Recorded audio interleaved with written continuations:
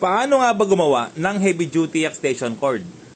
Paano nga ba gumawa ng extension cord? Ang extension cord po ay ginagamit sa mga appliances natin kapag gusto mong habaan ng cordon. Ito po mga repairman ay nabibili sa lahat ng hardware. Ang tawag po dito ay plug. Yung plug po ay maraming klase or natawag na wire cord plug. Ito po ay plastic plug. Meron naman siyang rubber. Kung appliances mo ay rice cooker, electric pan, washing machine, pwede na pong gamitin ito. Yung tinatawag na plastic na plug. Ito po yung wire na sukat ay 0.75 mm. Kung bibili po kayo sa hardware, sabihin nyo royal cord. Ano nga ba yung royal cord? Yung royal cord po mga repairman ay bilog yung kanyang insulator or yung kanyang balat. Ibig sabihin po, double insulator po ito kapag sinabing royal cord. Ano nga ba yung insulator? Yung insulator, yun po yung balat niya sa labas. Iba pa yung balat niya sa loob. Okay, papaliwanag po natin. Ito yung balat niya sa loob mga repairman para may idea kayo, no? Ayan, kung papalatan po natin siya, ayan po yung balat niya. Bukod pa dito yung balat sa labas. Ayan po yung tinatawag na royal cord. Okay? Kung gagawa kayo ng extension, minimum 5 meters lang po. Habang kasing umahaba ang inyong cordon ay umiinit po yung wire. Kaya maganda po, wag naman sobrang haba. At limit po tayo sa voltage na pwede nyong kargahan. Ibig pong sabihin, wag pong sosobra sa nakalagay na wattage sa ating wire. Kung makita po dito mga repairman, ang dapat po na wattage po, yung maximum po nito ay hanggang hindi po tataas ng 1,000 watts.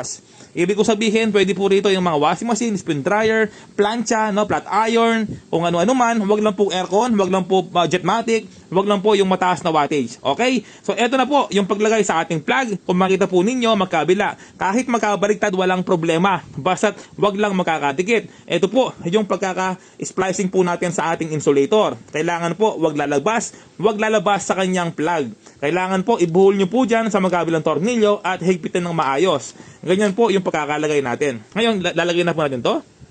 Okay? Ulitin ko lang, no? Kasi marami pong hindi nakakalam nito.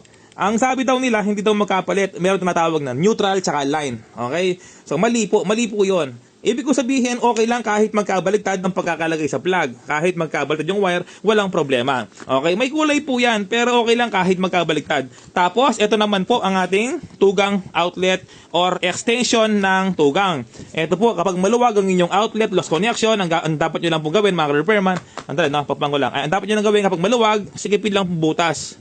Ayan, kapag lost connection ng inyong extension, lagi nag-off ang naka-plug, nakakasira po ng gamit dyan. Kapag off, on, nakakasira. Ang dapat nyo galawin, kalasin nyo, off yung breaker, at sikipin nyo po.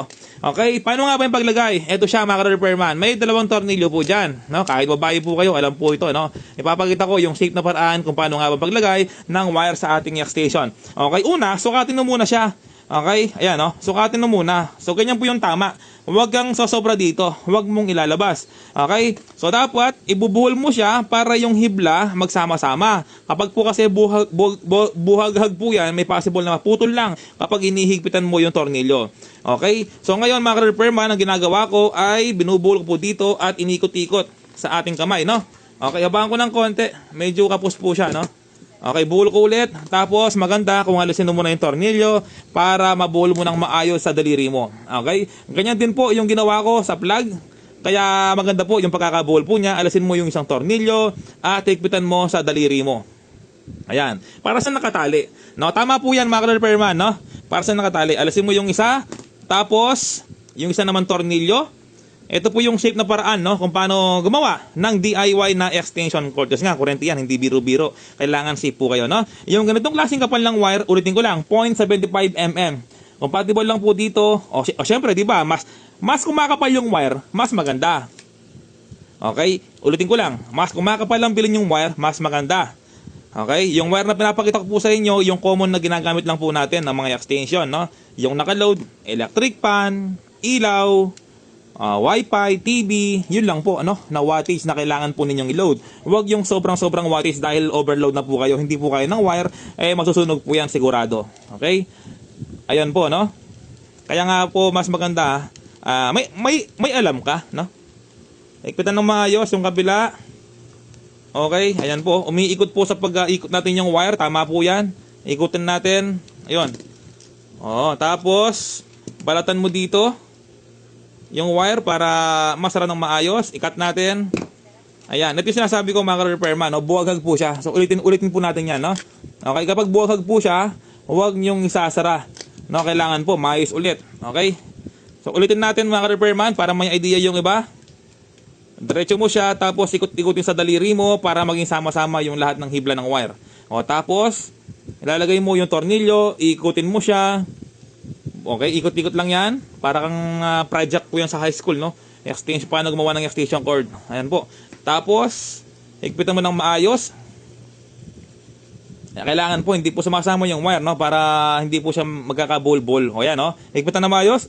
Yan, mahigpit na. Yung kabila, higpitan ng maayos. Ayan, mahigpit na rin. Tapos, ganyan po yung pagkakagawa natin. Ayan, no? So, kailangan po hindi po tumatama yung wire sa magkabilang gilid, no? Ayun. So, ito po, meron po siyang lock dito yan, yung plastic na lock, no? Kaso, nawala po siya dahil ito is yakunan na. Okay, tapos lalagay po natin, no? Pero magandang klase po ito na extension, no? Okay, tapos, ilalagay na po natin. O, di ba, mga repairman? O, kaya po safe yun, yung may lock dito kasi kapag nahila, hindi siya mahahatak or hindi siya mapuputol. Okay? So, ayan po.